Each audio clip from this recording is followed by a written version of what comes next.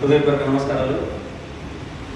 ముఖ్యంగా పత్రిజీ ధ్యాన మహాయాగం అంటేనే మనందరికీ ఒక పండగ లాంటిది, ఒక పెళ్లి లాంటిది. మనం ఈ యొక్క యాగాన్ని ఇలా నిర్వహించాలంటే కళ్యాణం ఇంట్లో మన బిడ్డ పెళ్లి ఎలా చేస్తామో అట్లా ఇంటింటికి వెళ్ళి మనం బొట్టు బిడ్డ అందరూ పిలవాలి. పత్రిక చెప్పారు, ప్రతి విషయాన్ని మనం ఎంత చక్కగా చేయాలి తీర్చిదిద్దాలి అనేది అందరు చేస్తారు పని. కానీ ఒక ధ్యాని, ఒక పిరమిడ్ మాస్టరే మరి పరిపక్వతతో పని చేస్తారు, పరిపక్వతతో పని చేయాలి.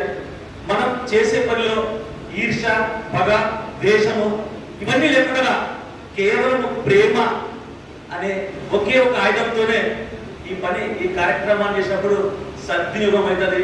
ఇలాంటి కార్యక్రమాలను ఎన్నో చేశారు. ఎన్ని అడ్డం వచ్చినా, ఎవరు అడ్డం వచ్చినా, ఏం అడ్డం వచ్చినా ఆటోమేటిక్ గా పత్రి గారు పని చేయడం మొదలు పెట్టండి, ఆటోమేటిక్ గా జరిగిపోతుంది అనే మాట ఎన్నిసార్లు విన్నాను. ఈరోజు అదే ఆచరణతో చేస్తున్నాను.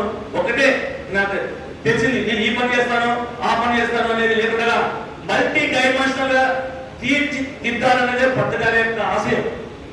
ప్రతి ఒక్కరు అలానే ఉండాలి. ఈ పని చేస్తాను, ఆ పని చేస్తాను కాదు, ఏ పని చేయడానికైనా సంసిద్ధంగా ఉంటారు.